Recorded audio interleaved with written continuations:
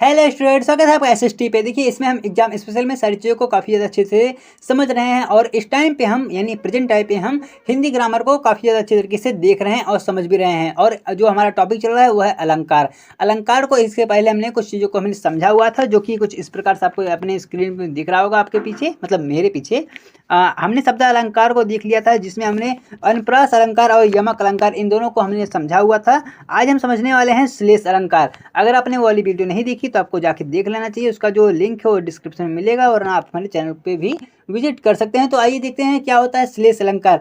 जहाँ पर कोई एक ही शब्द एक बार आए, जहाँ पर कोई शब्द एक ही बार आए, मान लीजिए कोई आपका श्लोक है, कोई आपकी क्या कहते हैं कविता है, उसमें वो जो वर्ड है वो एक ही बार आए, लेकिन उसका अर्थ हो वह अलग अलग, उसका जो अर्थ है वह अलग अलग हो। जैसे इसमें एक आपका चल रहा है, जैसे बीएफ, मैं बोल देता हूँ बीएफ, ठीक है। इसमें आपके व्हाट्सएप पे बीएफ जीएफ ये सब ये चल रहा होगा ना, तो आप इसको समझिए बीएफ मतलब बेस्ट फ्रेंड भी हो सकता है, या आप यहाँ पर बॉयफ्रेंड, मतलब देखिए शब्द एक ही है लेकिन इसके अर्थ अलग अलग हैं।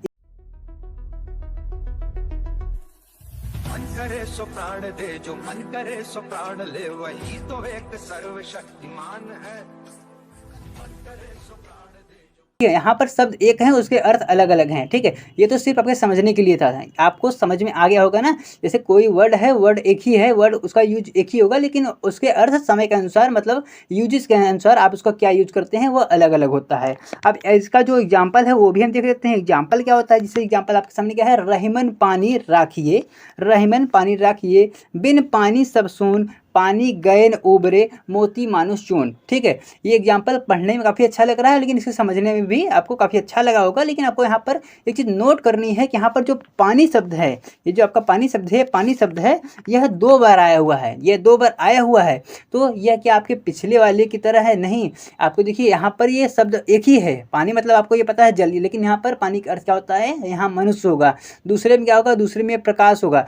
पहले में यहाँ पर ये मनुष्य की बात कर रहा है, दूसरे, और यहाँ पर क्या है, यहाँ से आप प्रकाश की बात कर रहे हैं। यानी शब्द एक ही है लेकिन इसके यूजेस यानी इसके जो अर्थ हैं वो अलग हैं इसके उपयोग के आधार पर। तो आपको अच्छे से क्लियर हो गया होगा, नहीं हुआ होगा तो जो हमारा कमेंट बॉक्स है वो आपके लिए है। इसके अलावा आपको ये पूरा पीडीएफ हमारे व्हाट्सएप ग्रुप पर मिलने वाला ही है, आप वहाँ पर भी हमसे अपने क्वेश्चन को साझा कर सकते हैं।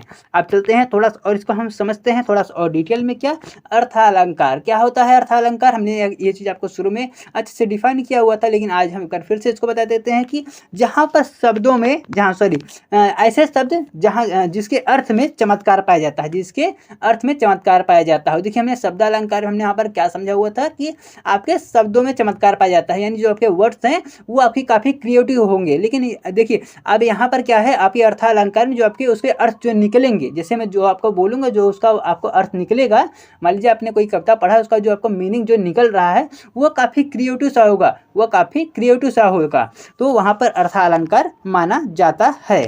ठीक है, अब चलते हैं इसके आगे, हम समझते हैं थोड़ा सा अर्थालंकार के भेद कितने होते हैं। कितने भेद होते हैं अर्थालंकार के? देखिए काफ़ी सारे होते हैं। मैं आपको पहले ही यहाँ पर आपको अलर्ट कर देता हूँ, अगर आप 10 में हैं, अगर आप क्लास 10th में हैं तो आपको सिर्फ इतना ही पढ़ना है, आपको इतने आगे का नहीं पढ़ना है। यानी आपको सिर्फ उपमा अलंकार, रूपक अलंकार और उत्प्रेक्षा, आपको इसी 3 को ही पढ़ना है, इसके आगे नहीं जानना है।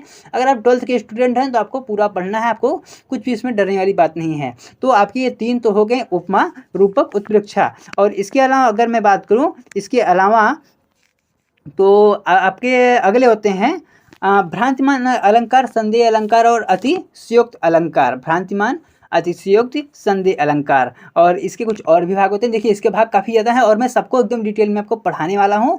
और इसके अगला क्या है कि अन्वय अलंकार, प्रतीप अलंकार और दृष्टांत अलंकार। तो आपको ये काफ़ी अच्छे से क्लियर हो गया होगा। कुछ इस प्रकार से इसके जो टाइप हैं। तो अगर आपको कहीं भी कुछ दिक्कत है तो आपको वीडियो के नीचे आपको कमेंट करके हमें बता देना है। आपको मिलेंगे हम इसकी अगली वीडियो में, तब तक के लिए जय हिंद, जय भारत।